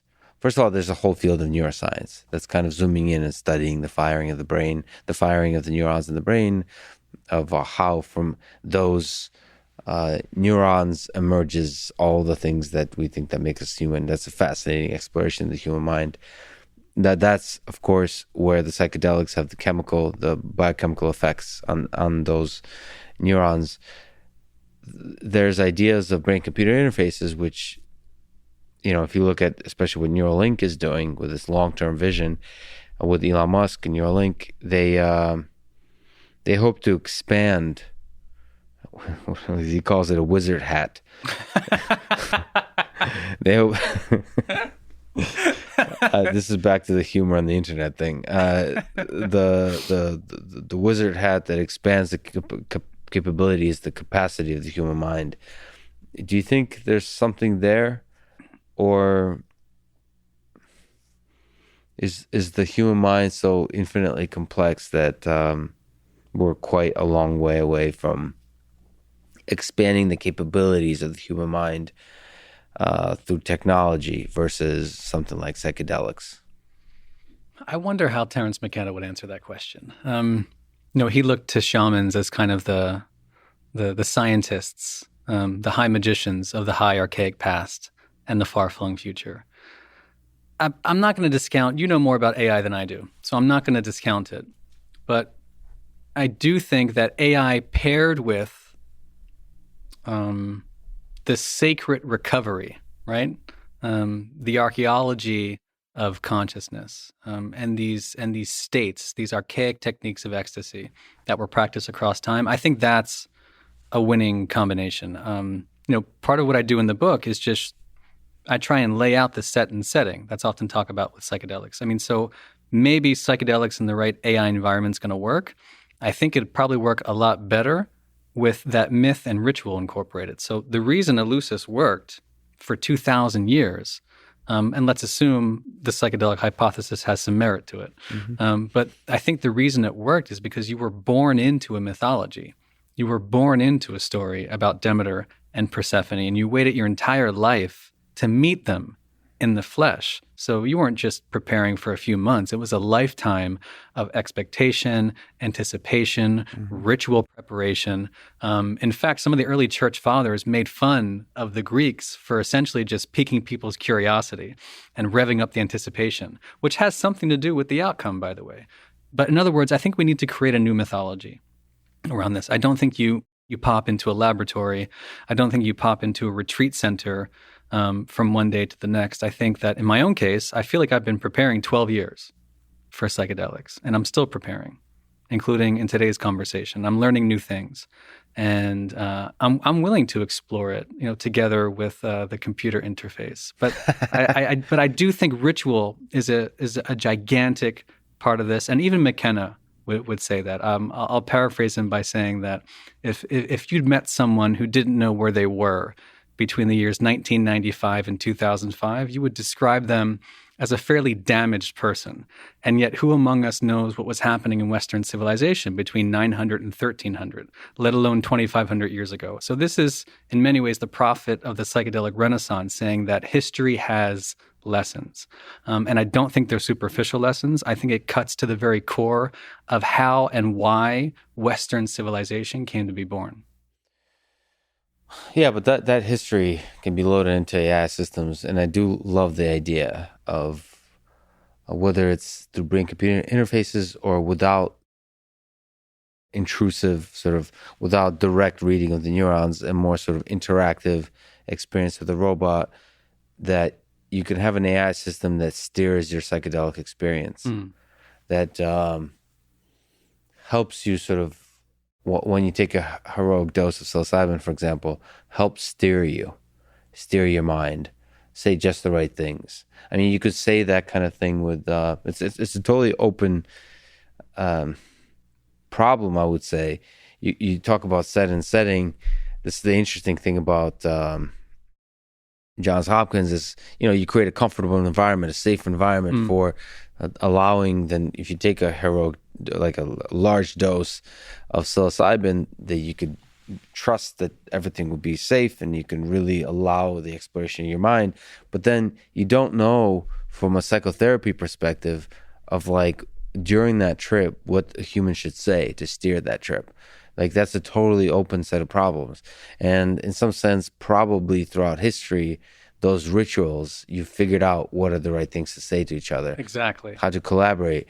And maybe if you can turn that into an optimization problem, AI could figure that out much, much quicker. I'm with you. So Eleusis was known for three things: the legomena, the dromena, and the deichnoumena, the things said, the things done, the things shown. If you can pack that all into your AI interface, I'm in, Lex Friedman. I'm going to write a proposal and then try to get it through the IRB at MIT for this. I mean, there's a certain sense in which I definitely wanted to explore psychedelics. I mean, in my personal life, but also more rigorously as a scientist, and to push that forward, and especially in the AI space. And it is difficult how to do that dance when there's gray areas of legality and all those kinds of things, and we're dancing around them. And some of that is language, and some of that is what we socially conceive of as drugs or not. And you're right that perhaps we can reframe it as religious experiences, all those kinds of things. I mean, it's fascinating because it feels like there's a bunch of tools before us that were used by the ancients that we're not utilizing for exploring the human mind, that we very well could be in a rigorous scientific way, in a safe way. And that's fascinating. There's this interesting period of, in the 20th century, of LSD use, that many of the people doing research on psychedelics now kind of have their roots in that history. I mentioned that I talked to Rick Doblin. He is one of those people. And there's this interesting story of a bunch of creatives that used LSD or other drugs to help them. What do you make of the idea of somebody like Ken Kesey, who wrote One Flew Over the Cuckoo's Nest in part under the influence of LSD? Like, what do you make of the use of psychedelics to maximize the creative potential of the human mind? Is this a crutch, or is this actually an effective tool that we should explore? One person's crutch might be another's bungee cord. It depends on that mind. Yeah. Think about Paul McCartney. I mean, we might not have some of the better Beatles music in the absence of LSD. And what did Sir Paul say in 1967 when he was asked about his use of LSD? He said that he recognized the dangers inherent in it, but that he did it with a very specific, very deliberate purpose in mind. He wanted to find the answer to what life is all about. And I'm not sure what Sir Paul is doing this week, but he's probably not doing LSD.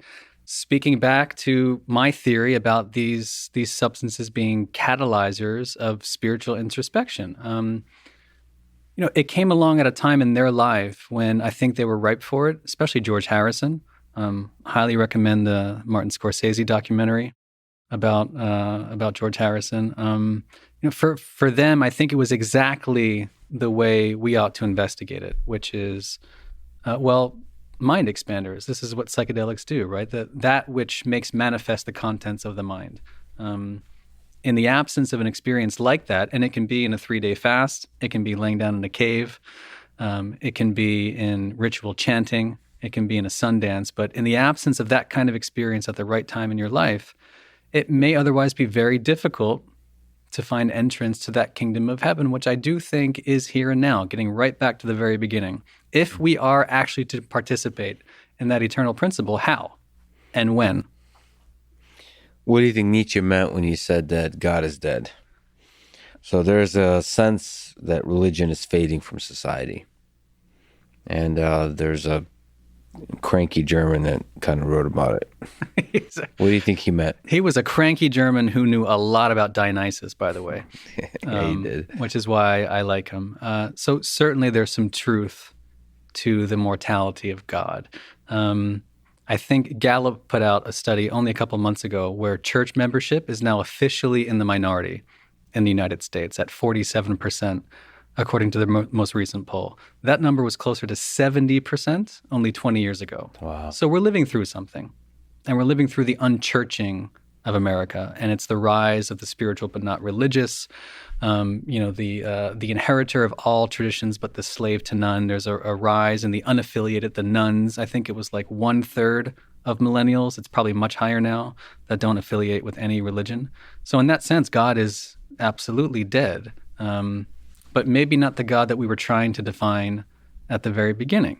So Nietzsche also looked forward to the Übermensch, which would be a fully realized human being that despite the death of God, did not fall into nihilism and amorality, existential despair, all that great German stuff. And there are some commentators who talk about this eternal recurrence, that just maybe by incorporating some of these techniques, not necessarily doctrine and dogma, but I would say the techniques of antiquity. And again, Nietzsche writes a lot about the rationality of Dionysus having its place in society. If anything, these biochemical discoveries, I think, point us back. They point us back to Dionysus and the responsible incorporation of the irrational into our otherwise society of rational people and our casuistry. I have a sense that there will be kind of, as you've implied, that there will be maybe the God of old is dying and there'll be a rebirth of different kind of God, and it'll just keep happening throughout history. I do think there will be a time where AI will be the gods we'll look to, the super intelligent, those kinds of things. There's a little bit of an inkling of religious longing for meaning in the way people conceive of aliens currently.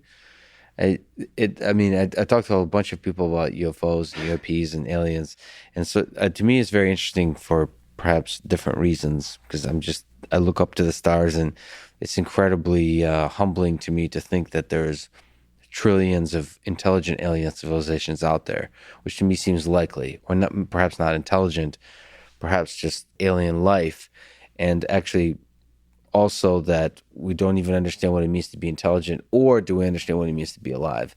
The time scale, the spatial scale, which patterns of atoms can form in a way that you can call life, could be way weirder than we can imagine. And certainly way different than human life. Anyway, that to me is humbling.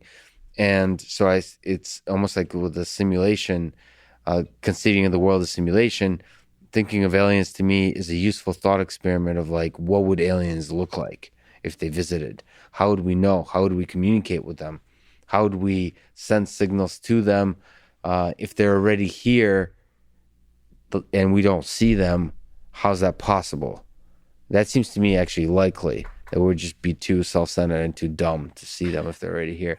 Anyway, but so that's kind of the almost the pragmatic, the engineering, the physics sense of aliens. But there's also kind of a longing to connect with other intelligent beings out there, both the fear and the excitement of that, that has kind of a religious aspect to it, sure, that I find fascinating. And in the right context, when you remove the skepticism of government from that, it's actually a hopeful longing. Do you see this kind of interest in aliens as at all connected to your study of religion? So you're the first person to ask me about aliens in 8 months. So it looks like I'm going on the record Go. Let's go. So, I'll drop some J. Allen Hynek on you. So Hynek, involved in Project Blue Book, famously says in 1966, when the long-awaited solution to the UFO problem comes, and we're assuming that UFOs have something to do with aliens, but when the long-awaited solution comes, I believe it will prove to be not merely the next small step in the march of science, but a mighty and unexpected quantum leap. In other words, I do not think that we're dealing with flesh and blood beings in nuts and bolts crafts. I think it's way, way more complicated than that. And if anything, it takes me back to the ancient world. It takes me back to this invisible college of beings of apparent higher intent. It takes me to the geniuses and the muses. So the first document in Western civilization, Homer's epics, they begin by invoking an alien. They invoke a muse. Andra moyenepa musa polutravan hos malapola. Tell me, O muse, about the man. So Homer isn't inventing poetry. He's channeling poetry, epic poetry, from an alien intelligence. Maybe that intelligence has felt a little unrecognized in recent years. Trying to show up in human recognizable forms. The muse is trying to give little hints of its existence. Yeah, I mean, I've been saying, I honestly I don't believe this, but I think about this, whether like muse is a great example, whether aliens could be thoughts. Ideas we have are the aliens, or consciousness itself is the methods by which aliens communicate with us. Like, I find this very kind of liberating to expand our conception of what intelligent beings are. You would like Julian Jaynes. Julian Jaynes writes a great book, The Origins of Consciousness and the Breakdown of the Bicameral Mind. It's this theory that the ancient Greek mind was very different from ours, and that when they heard the muses, or the gods and goddesses for that matter, they would hear them as voices in the head and hear it as an internal God figure offering commands, which they couldn't ignore. So were they walking schizophrenics? It might be one way to talk about it before the breakdown of the bicameral mind. But it's a provocative theory, largely untestable. But when you're reading ancient Greek, and Latin for that matter, you can't read it very long without bumping up against these discarnate entities. They're everywhere. And they survived. They persist across time, which is even stranger. Not just in the form of all the things my daughters like fairies and gnomes and elves, but, and McKenna loves this, the sylphs and the boulder grinders and the sprites and the jinns and elementals. Every society has them. It seems to be fairly universal. And they largely exist in folklore, mythology. This is what Jacques Vallée writes about so wonderfully. We've kind of been sneaking around it, but let me ask you, from everything we've been talking about, how do you think about consciousness? Is it a fun little trick that the human mind does, or is it somehow fundamental to this whole thing? So, this 3-pound lump of jelly inside our craniums that can contemplate the vastness of interstellar space, it can contemplate the meaning of infinity, and it can contemplate itself contemplating on the meaning of infinity, that peculiar self-recursive quality that we call self-awareness. So this is the hard problem, right? This is the unknowable, the unknown at least. Yeah. I don't know. I have no good answer for that. Do you think it's somehow deeply fundamental to the human experience, or is it just a trick? So you have Sam Harris has really been making me think about this. So, calling free will an illusion. The interesting thing about Sam is it's not just a philosophical little chat with him about free will. He really says he experiences the lack of free will. Like, he's able to, large parts of the day to feel like he has no free will. In that same way, now he thinks that consciousness is not an illusion. It is, it's a real thing. But at the same, I'm almost more of like consciousness seems to be a little bit of an illusion. in the sense that like it feels like maybe this is a robotics AI perspective, but it feels like in that same way that Sam steps outside of feeling like he has an agency, feeling like he has a free will, I feel like we should be able to step outside of having a consciousness. So that from my perspective, maybe that's a hopeful perspective for trying to engineer consciousness. But do you think consciousness is like at the core of this, or is it just like language, or almost like a thing we build on top of much deeper human, the things that makes us human? I don't know. I am attracted to Lanz's notion of biocentrism.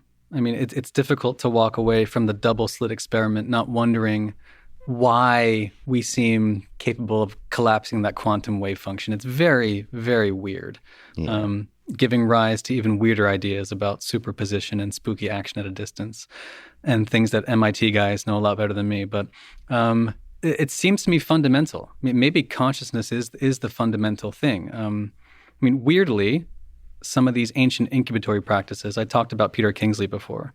So he's not a proponent of ancient psychedelic use, but is a proponent of these ancient rites of incubation that were practiced by Pythagoras, Parmenides, Empedocles, other pre-Socratics. And so what were they doing? They were trying to get in touch with consciousness. They were entering into suspended states of animation. In these cave-like settings. Pythagoras had built one in his basement and would lie down motionless, apparently, for long periods of time. And what I think they were trying to do was tap into and trying to answer this question in their own, you could call it a scientific way, actually, less religion than science. And what they would discover or try to discover was a state of awareness that is somehow beyond life and death, beyond waking and dreaming, where you can be aware of the senses, but also in touch with another reality at the exact same time, what Kingsley calls sensation. That, I think, is definitely worth exploring. Well, and the way I hope to explore is by trying to build it. But everybody uses the tools they have. Well, no, I do also hope psychedelics can help. So how do you build that? I'm curious. That's a whole nother discussion. This is... There's a lot of things I could say here, but let me put simply is I believe that you can go a long way towards building consciousness by trying to fake consciousness. So fake it till you make it as an engineering approach, I think will work for consciousness. You seem satisfied with that. I'm satisfied with that because I know how deeply unsatisfied others are, but just wait. So, I mean, I don't know what to. So most the topic of consciousness is mostly handled by philosophers currently, and that's great. And their philosophers are wonderful and good at what they do. I'm not a philosopher. I'm an engineer. And I think the approach there is quite different. I think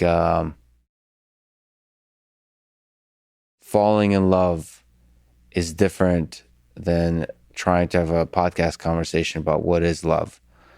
I think the engineering effort is just fundamentally different than the philosophical effort. And I have a sense that consciousness can be engineered even before it is understood by the philosophers. So I think there's a bunch of things like that in this world that could be engineered before they're understood. I think the intelligence is one such thing. I think we'll be able to engineer super intelligent beings before we're able to understand the human mind. That's, yeah. I mean, there's a lot of intuition to unpack there of why that is, but as it stands, that's perhaps my engineering optimism and engineering ethic under which I operate. Consciousness is easy to build, hard to understand. Okay. Are there books or movies in your life, long ago or recently, that had a big impact on you? You've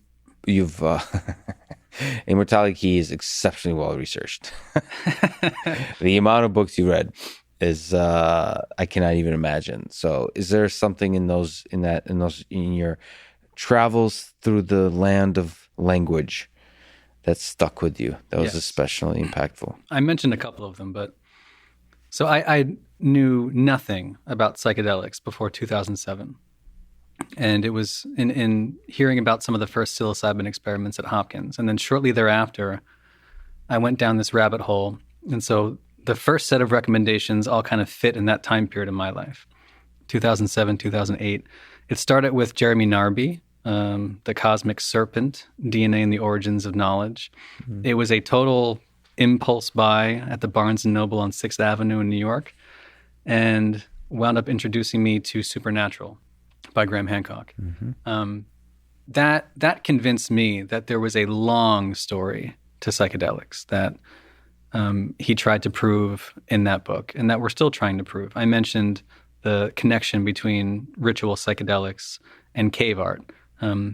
This is the neuropsychological model that was first proposed by David Lewis Williams at the University of Witwatersrand, the same university where Lee Berger is, by the way, mm-hmm. in South Africa. So these ideas are old.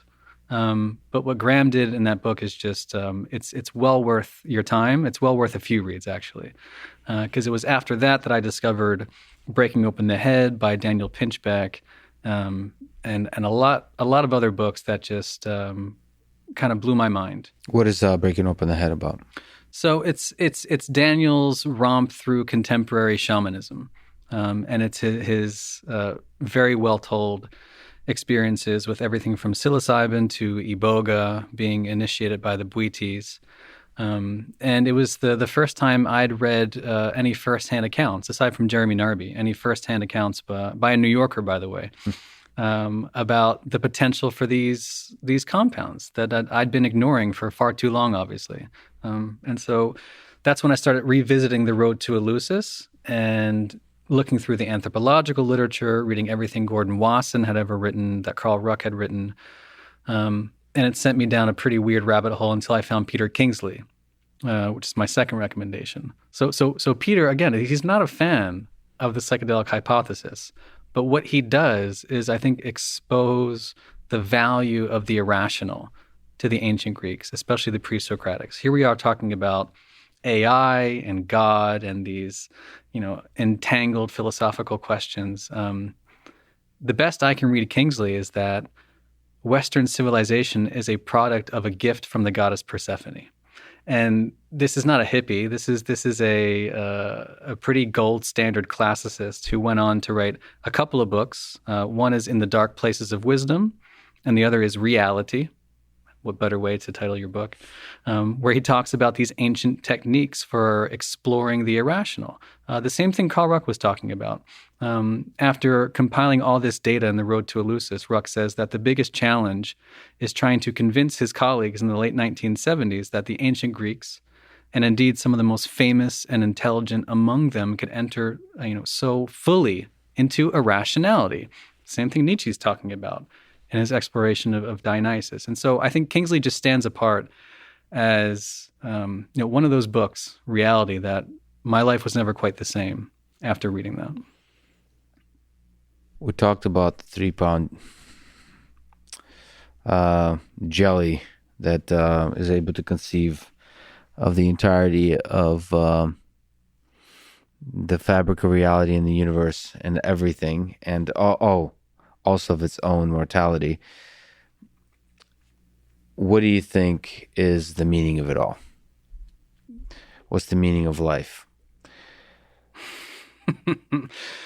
Is a 3-pound jelly able to answer that one? No, but I can plagiarize Joseph Campbell, which is good enough. Joe Campbell says that I don't think what we're looking for is a meaning of life. I think what we're looking for is an experience of being alive, so that the experiences we have on the purely physical plane will have resonances within that are those of our innermost being and reality. You talked about the true reality, absolute truth.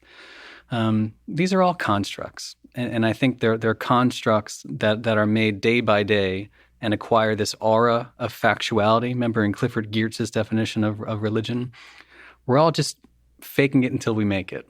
And I think a lot of that has to do with moods and motivations and feelings and emotions, which is not to discredit facts and figures. But I think that meaning making, is a very subjective process that is not only difficult to talk about, but difficult to quantify. And experience is a primary in that versus, so like the actual subjective experience is primary to the meaning making process versus like some kind of rigorous analysis of like having an algorithm that runs and computes and then finally spits out 42. Well, this is how families are created. Tell me more about Well, my this. wife and I fell in love and made babies. We didn't type up an Excel sheet and figure out the best way to go about this. That's what I've been doing wrong all these years. That's why I'm single. Too many Excel sheets.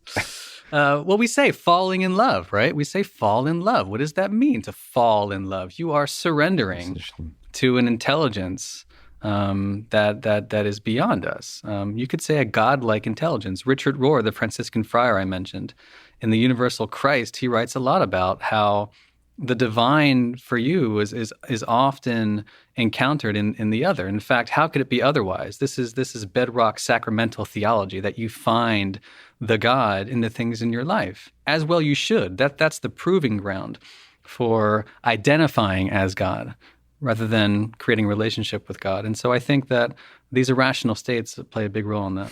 Irrational. Well, I don't think there's a better way to end it than on the topic of love. Brian, thank you so much for a brilliant exposition of history and the poetry. I really appreciate you talking with me today. I love you, Lex. I love you too, Brian. Thanks for listening to this conversation with Brian Muraresku, and thank you to Inside Tracker, GiveWell, and Indeed, and Masterclass. Check them out in the description to support this podcast. And now, let me leave you with some words from Terence McKenna about psychedelics. Part of what psychedelics do is they decondition you from cultural values. This is what makes it such a political hot potato, since all culture is a kind of con game. The most dangerous candy you can hand out is one which causes people to start questioning the rules of the game. Thank you for listening. I hope to see you next time.